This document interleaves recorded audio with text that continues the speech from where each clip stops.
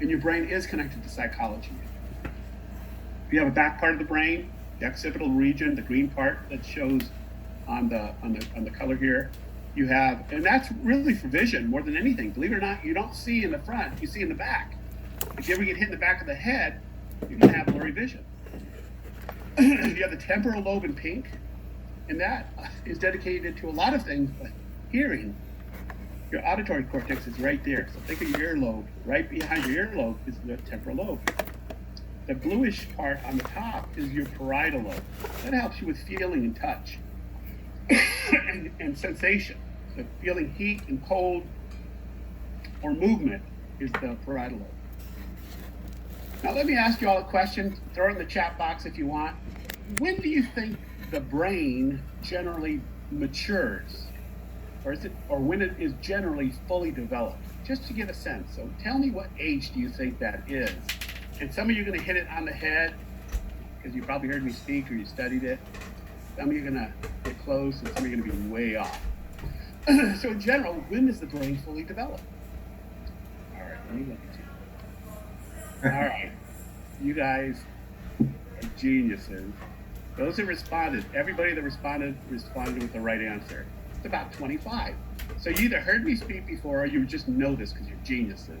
25 is the right answer. It's not 5 years of age, it's not 8, it's not 10, it's about 25. It varies in range. And the last part of your brain to develop is the frontal lobe, the orange part. That's super important. Because that's where we make good decisions, pragmatic decisions, logical decisions. We call that the area where we have executive functioning, where it says, hey, don't do that, or I can do this, or this is okay. It has filters on our brain, so we're not saying the wrong thing. Even though we might think it from time to time, it doesn't come out because that's our frontal lobe right there. Now, why is this important? Because one of the greatest things that I try to teach young people is try not to do drugs or drink or smoke weed. And especially don't do it if you're under 25. And not that 25 gives you the permission to do it, but if you're under 25, your brain's not fully developed. And you're going to develop scars on your brain, addictive scars. And you're going to damage your brain. And you could damage it for quite some time. Not necessarily a lifetime, but you could damage it. I'll ask you a question. You don't have to respond in the chat, but I think you all get the answer. And that is, when do people typically start using drugs or alcohol? Is it before 25 or after 25? And we all know it's pretty much before 25. I don't have the percentage in front of me, but it's between 90 and 95% of people start using alcohol or drugs before. Well, why is that? Because we don't think straight. All of you are over 15. Remember when you were 15 and think of your decision making. And I'm sure you were good people. And I'm sure you generally made good decisions. But the decisions you make now as someone who's older than 15, maybe 20 or even 25, are very different from what you made at 15. And I can agree with that as well. I'm going to ask you a question, and maybe put in the chat if you want to. You look at Dr. Marty. Some of you know me, some of you don't. Do you think Dr. Harris ever did drugs or drank when he was younger? What do you think? Put a yes or a no. Yes. You don't know me. You don't know me. I see a couple people, yes. Okay, nobody else wants to respond. They're like afraid. Let me see, yes. No, thank you. Anna, thank you for the love and the trust, Anna. Luis, half and half. Drugs and alcohol. Jennifer says no, thank you. Yup. David, really? All right, you guys are very judgmental. Very judgmental. Now, I never did do drugs and alcohol, even though I played sports and whatnot. Never did. And a lot of it has to do with me being very controlling because I don't like other things to control me. And I remember being offered a cigarette when I was 12. And this was in the 70s. And a friend said, here, smoke this cigarette. And I said, wait a minute, how much is that? And I always had a Big Mac calculator running in my head. So I always compared things to how much did the Big Mac cost. And back in the day, a pack of cigarettes in the 70s was about 75 cents. And I said, no, thank you. That's a Big Mac. I ain't going to be wasting my money on that. 2 years later, another friend, Philip, who we played football with, said, he had a little cigarette that smelled funny, and I knew what marijuana smelled like. And if you're a kid in high school, you know what marijuana smells like, and it smelled like marijuana. And he said, "Ándale," he told me in Spanish, "Ándale, Martin, toma un toque, take a hit, Martin, take a hit." And I was like, "Well, wait a moment, how much does that cost?" And back in the day, this was a little bit later, he said something like $10 a gram, and I was like, "What? No, thank you. I could buy 10 Big Macs for $10." And then I hear that stuff makes you hungry. No, I'll starve to death if I start smoking marijuana. So I never did drugs. And that's a good thing. And in fact, a lot of us grew up poor, honestly. And you may have a similar story. You know, drugs were expensive, and I didn't want to be, addicted to anything. And poverty can actually be a protective factor. It can actually protect you from doing bad stuff, and that's what it was for me. I didn't do drugs or drink because it cost too much money. If I was rich, I probably would have been doing drugs, but I wasn't. I was very poor, and I was waiting to save up my pennies for a Big Mac. That was my goal. So if anybody want to take me out to eat, buy me a coupon for a Big Mac. All right, so next slide. Your brain has the consistency of soft butter. Oh, you can just flip. Go to the next link. Sorry, I apologize. Your brain has the consistency of soft butter. Scroll up. We're just gonna look for the image. Scroll up till you find the brain. Oh, it's not there. That's weird. All right, let's try that one. All right, leave it there. Your brain has the consistency of soft butter. It can be damaged very easily. Car accident, playing college, playing football. I played football. Thank you. My kids always ask me, "Hey, Dad, is it okay to play football?" I say, "Of course not." You ask my 11-year-old. He's upstairs playing video games. If he came down and I said, "Luke, do you want to play football?" He said, "No way, I'll get brain damage like my dad." Football can cause brain damage. We know that a lot with CTE exams and trauma to the brain. It can be dangerous. I used to think soccer was safe, and I watch a lot of soccer players in adult soccer games, and I love watching when they're in their competition mode and they're playing for the World Cup. I watch. These people are super aggressive, and in fact, in some ways, I think they could be more dangerous in football because they don't have protective gear on their head. They hit and use their head like a weapon sometimes. Soccer can be dangerous. So if you have soft butter in your brain, it can be damaged very easily. Drugs can damage it too. Can we scroll up on that image? Go ahead, Will, and pick any one of those. Any one, and I'll give it an overview. Yeah. Pick it. Sure. So here's crystal meth. And so, how do we measure this in the brain? I think for those of you who heard me lecture before, we inject your body with a radioactive substance. That radioactive substance crosses the blood-brain barrier. It's an isotope. It causes your brain to glow. And it measures three things: how your brain uses sugar. We call that glucose metabolism.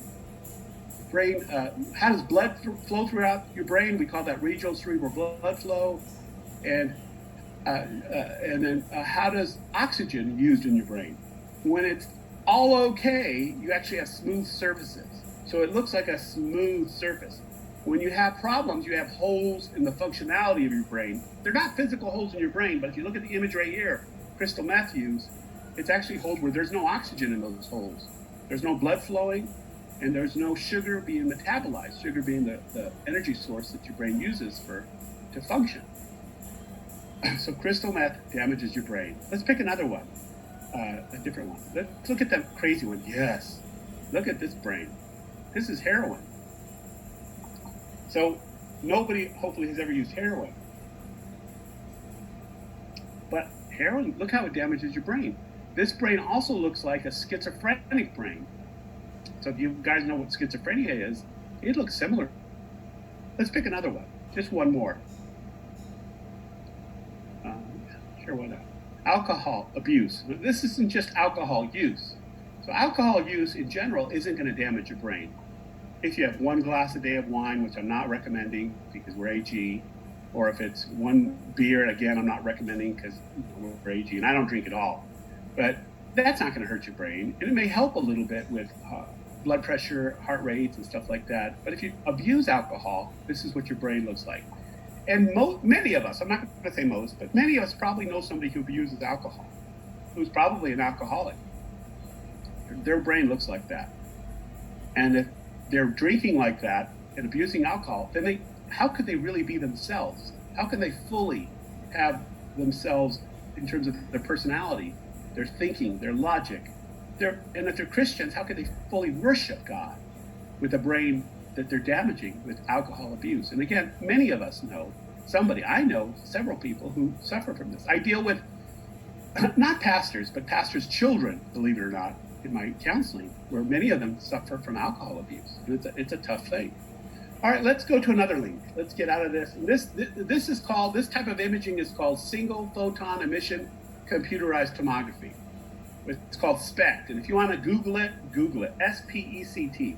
I wish that all of our pastors and youth ministers can Google this, understand it, and then talk to their kids about it. Because if they want to see a connection between brain damage and drug use, boom, you could see it right there.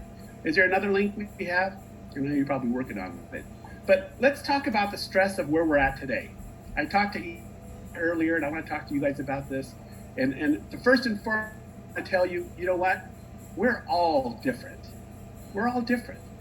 Let me go even farther. We're all a little weird. Yes, even if you think you're not, you are. And if you really don't think you are, then you're really weird. We're all a little bit peculiar as well. We're different. We're odd. And you know what? Those are the things that I love about people, is that we're different.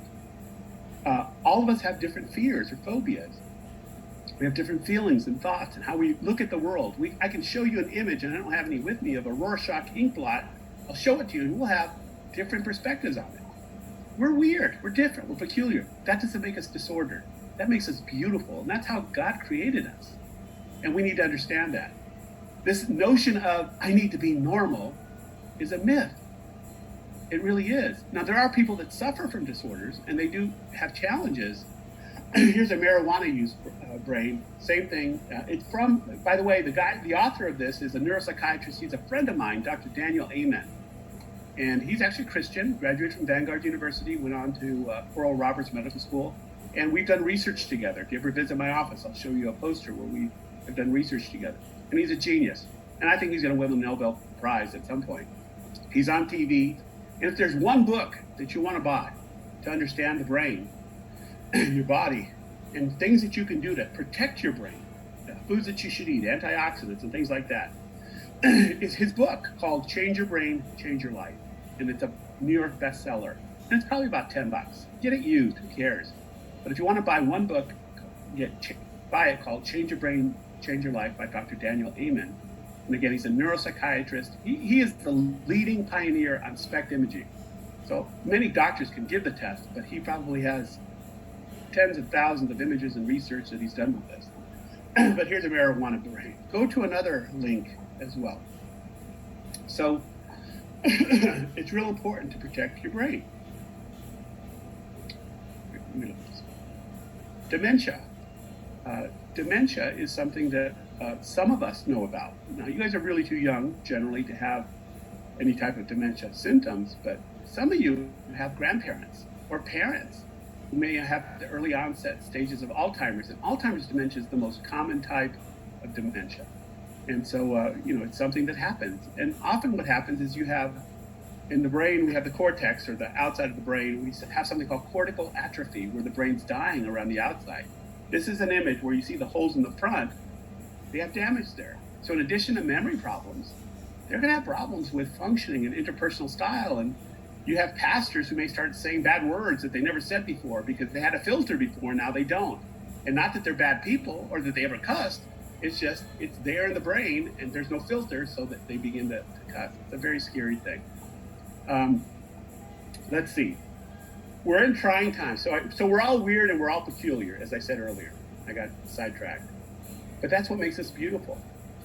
But under stress, and right now, some of us are happy, some of us are okay, some of us are under a lot of stress. Or the kids that we work with are under a lot of stress. Or the kids' parents at home are under a lot of stress. Well, guess what happens with your peculiarities, your oddities, your weirdness, that are generally normal, but under stress, they can come out more.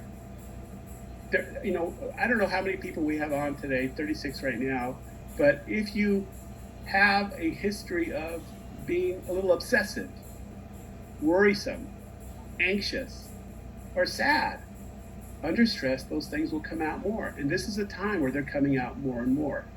I joked on Facebook a couple of days ago that I love having to stay home. I love it. I've been training for it my whole life because I'm a little bit of an introvert. You know, if I had my choice between staying home and watching junk TV or going out and having to talk to somebody, pretty much I'd stay home every time.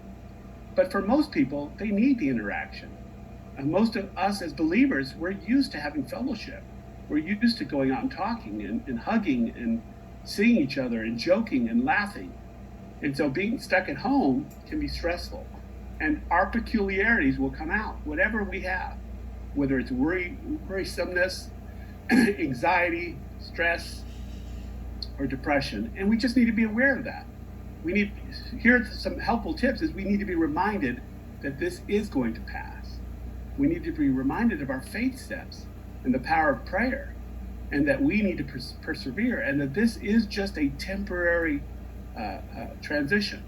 And I think that'll be helpful. When we're stressed out, and if I asked you to tell me, all of us have probably been stressed out. There's actually chemicals in our brain that are toxic.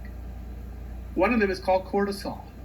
And under stress, cortisol is going to increase, and it's going to make your brain toxic. It's going to make you more stressed, more anxious, sad, make you eat more, or take your appetite away.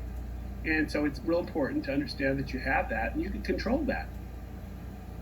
Somebody tell me in the chat room, what are some of the best things you can do to deal with stress or sadness? Somebody tell me, or many people tell me. How do we cope with stress and sadness? What are some things we can do to lower our stress levels, okay, and cope with stress or sadness? Ooh, somebody put breathing exercises. It sounds like they understand how psychology works.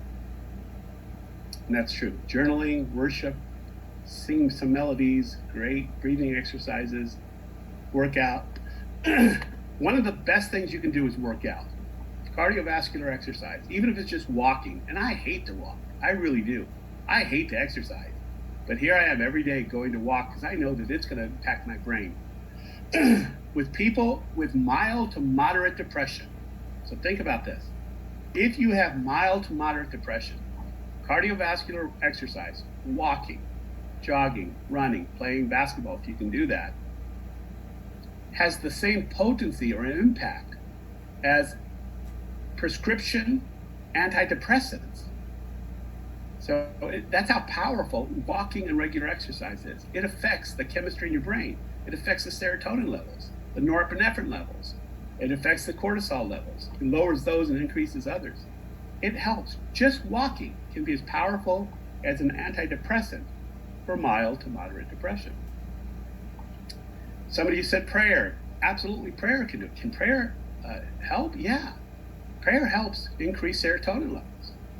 And if you believe, like we all do, that we have access to the most powerful person, our most powerful God in the universe, creator of all things, and he can hear us out, that's a powerful thing, if we believe that. And most of us do. Breathing exercises. Well, why does that make sense? When you're stressed out, and all of us have been stressed out, who here, raise, I don't know if I can see everybody, but just raise your hands. You don't have to put in the chat room. Who here has ever gotten into a physical fight? Raise your hand. Physical fight. Thank you. Anybody else? But you can put in the chat room too. I want to see who's ever gotten into a physical fight. Like, you're getting there. If you're a lady, you rolled up your hair, with a rubber band, you're ready to throw down. If you're a guy, you've thrown down and gotten fight. Let me see. I have one person in the chat room. Two people. Okay, good.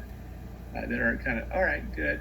The question really had no basis or importance. I just wanted to see who the peleoneros and fighters were in the audience. Now I know I will stay away from you. Just kidding. If you're about to get into a fight, what happens is adrenaline begins to run through your body. Your heart begins to race. You feel anxious or nervous. You're focused on the threat that's right before you.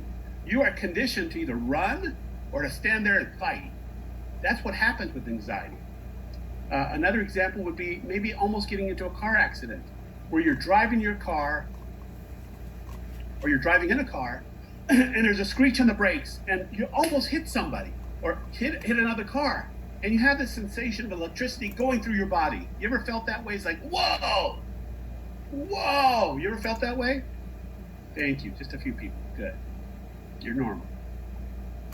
That's actually your autonomic nervous system saying, stay alert, wake up, focus on what's before you. That's anxiety, purposeful anxiety. It's God's way of creating for us, hey, there's something right before you and you need to be prepared for it. Well, let's say 5 to 10 minutes later, you didn't have the accident, but you had that experience. You typically will do this, and you guys can all resonate with this, I think, or most of you. You have that, what I call a parasympathetic breath. Oh, thank you, Jesus, nothing happened. Thank you, Jesus, I'm alive. Thank you, Jesus, the brakes work. Whatever it is, that calming breath. Have you ever had that? Just a huge exhale of, thank you, God, that I'm alive. Well, that is actually a physiological sign that your parasympathetic nervous system, or the system that calms you down, is working. Okay? So we got two systems. We have a sympathetic, which gets you wired, active, ready to fight, flight, and one called the parasympathetic that calms you down. I've never been on I've been on a couple of roller coasters, but this was back in the 80s. I'm terrified of roller coasters. And my daughter tricked me into a roller coaster once, and I ended up hurting my back. But you get scared, you get nervous. But then after the roller coaster ride, you have that, I lived, let's do it again. That symptom is also common in people who parachuted it, and I've never done that, and I'm never going to do that unless I have to, like the plane's going down. But they parachute out at 140 miles an hour, the ground is coming up real quickly, they pull the chute, I've only heard these stories, boom, and then the chute opens, and then they're floating down, and they're just excited, and they were terrified for the first part, and when they hit the ground, it's like, let's do this again. And then their brain kicks in and goes, well, maybe next time. But that's your parasympathetic nervous system calming you down. It was tested and stretched so much that it's coming down. So what is anxiety? Well, this is Dr. Marty's interpretation. For people who suffer from stress or anxiety or are predisposed, that means that they're sensitive to stress. Their nervous system got turned on very easily. The sympathetic nerve, that fight or flight is turned on, but it's hard for it to turn off. So they walk around in what I call an autonomic state of nervous arousal. They're walking around trembling on the inside, and they can't calm down. And we can teach them to calm down. Very easy to give medication, which I do not recommend, because medication for anxiety is very addictive. It works like alcohol in the brain. Sometimes we need it. So if you have to take it. But it isn't something that I would regularly recommend. Somebody put breathing exercises as a mode of, breathing helps you calm down. Breathing deep flushes carbon dioxide out of your system, flushes fresh air into the system, and it helps you calm down very quickly or quicker. Breathing can do that. Regular and deep breathing, what we call diaphragmatic breathing very deep from your diaphragm. For depression, there's medication as well. And I'm gonna just roll out medications, just a whole bunch of names, see if some of you are familiar with them. And if you have, tell me, just put in there, yeah, I've heard of those. Prozac is one of the most common. Paxil is another type of medication. Luvox is another type of antidepressant. Prozac, Paxil, Luvox, Effexor, Cerazone, Wellbutrin, Cymbalta, they're all kind of antidepressant medication. Curiously, they also have anti-obsessional properties as well for people that are obsessional. They obsess a lot. People with OCD can take antidepressants as well. People who have kind of addictive properties, it helps as well. People with eating disorders, anorexia or bulimia, these medications will help for some of them. People who are shopaholics, this can help with that because it's kind of, or just cleaning or whatever, problems with over cleaning or obsessional or worrisomeness. Good medications. Antidepressants are actually pretty good.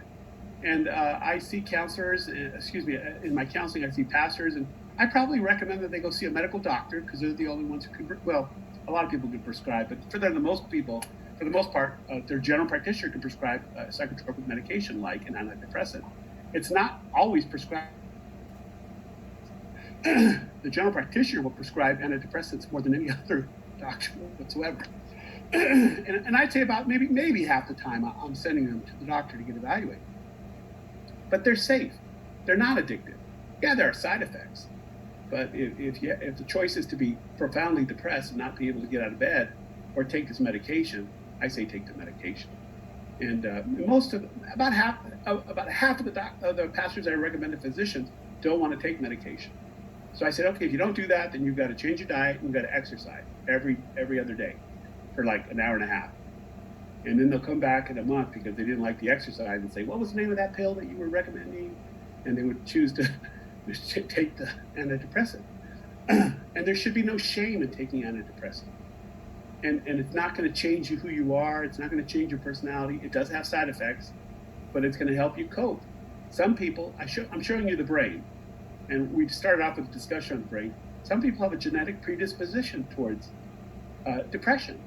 And a lot of us here can talk about it. A lot of us here can say, my aunt had it, my cousin had it, my sister had it, my mother has it, or my dad has it.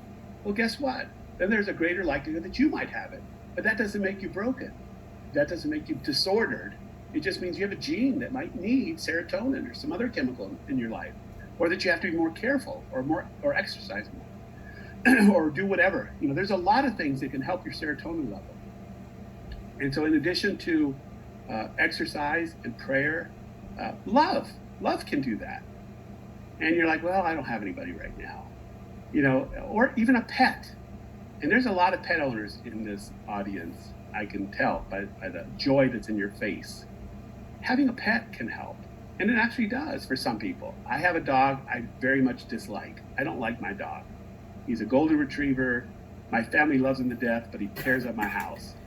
But he brings great joy to my children and great joy to my eldest daughter, who was, for a moment, sad. And I realized at the moment, hey, if this will bring her joy, let's do it. And it did, and it helped her. So having a pet, having love. What's another thing as believers we can do? Now, this is the tough one. You've got to bear with me on this. Forgiveness. And it's not an easy thing to do. I like to think in my head, I'm a quick forgiver, and I think I am. People have wronged me or hurt me, and then I'll welcome back and embrace them because I don't have time for unforgiveness. But unforgiveness, if you have somebody or people in your life that rightfully you have a right to be mad at, but if you have unforgiveness in your heart, you have unforgiveness in your brain. And what that means is your brain is toxic. Your brain has chemicals in it that are damaging your brain. And the more unforgiveness you have in your heart, the more your brain is impacted. And it's very simple. I mentioned the chemical, or actually hormone, cortisol. If you don't forgive, your brain is loaded with cortisol.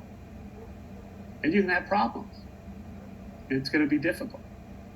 And about half the patients I've dealt with in my 30 years of career, whether they're pastors or students or youth, and many of them were youth, the issue was unforgiveness. This person hurt me. This person wronged me. This person betrayed me. This person took advantage of me. And that can be really hurtful. But if you don't forgive, you're making your brain toxic. And I said this before, if you don't forgive, you're actually stealing. You're stealing. You're stealing from your girlfriend or boyfriend. You're stealing from your brother or sister. You're stealing from your parents because you know what? You can't love them with a perfect love if you have unforgiveness in your heart. You can't. You're stealing from God if you're walking around with unforgiveness. Now, what do I mean by that? I mean that how can you fully adore and worship our God if your heart is torn with unforgiveness? You're stealing from yourself. And I'm guilty of this as well. If you've ever had a night where you're tossing and turning because you're so upset, you're stressed out, because someone hurt you. Well, guess what? You're losing sleep over that unforgiveness. And sleep is one of the most wonderful things you can do right now in terms of dealing with stress. So there's a lot of people in here who need sleep. I can look in your eyes right now and I'm worried. You're stressed out. And if you want, help from me, just remember, I do therapy. I don't do miracles. But sleep is something we can do to help us. And in fact, for the suicidal person, nobody here is suicidal, but some of us know people who've been suicidal. When they wanted to take their lives, oftentimes they hadn't slept for a day or two. And in fact, when I have a suicidal patient in my office, one of the greatest things I have to try to convince them to do is go to the emergency room. And I'll take them. And I'm not recommending you guys take anybody to the emergency room who's suicidal. Because if they don't want to go and you're going to stand in the way, they're going to take you with them. So don't do that. But I'm trained and I can do that. And one of the greatest things they need is sleep. They need rest. All of us have had times, and probably now more than ever, where we've had bad night's sleep. Where our sleep cycles are messed up. And this pandemic has messed our sleep cycles up even more for the most part. And I, even as a professional, I have to remind myself, Marty, go to bed at 11. Don't go to bed at 3 in the morning. Go to bed at 11 so you can wake up at 6 or wake up at 5. Or if I'm working on a project, 4. Go to bed early and wake up early. Because our sleep cycles get messed up. If you mess up your sleep cycle, well, you all can relate to this. When you've had a sound, restful sleep and things are going fantastic, how do you feel when you wake up in the morning? You feel awesome. And then have you had a night where you've just tossed and turned all night and you realize, it's 4 a.m. and you got to wake up at 6, and finally at 5:30 you feel rested and you fall asleep, and then you only have a half an hour of sleep and you wake up. How do you feel then? Well, you feel crappy. You don't feel very good. You can't think straight. You can't focus. Your memory's not good. So sleep is one of the best things you can do. And I'm not telling you to take a nap, but sometimes it's okay to take a nap. I have a sofa in my office at work, and I will take a 20-minute power nap. And I'll tell my assistant, hey, I'm going to stretch out my back. And that's code for I'm going to take a nap. But that's good for your brain. So take a nap, rest, try to stick to your cycle as well. Okay, it's almost 8:15. Let me wrap this up with, here are some things that you got to remember during this pandemic. Exercise, sleep well, don't drink too much coffee, stay away from the monster drinks because they're not healthy for you and they could damage you in a lot of different ways. We'll talk about, I'm going to leave it open for questions in about 5 minutes. The other thing to remember is, remember what you can control in this world. And I'm going to tell you 3 things that you should be able to control, even in this pandemic, even under stress and with all your weirdness and all your peculiarities. Here's some things you should be able to control. You should always be able to control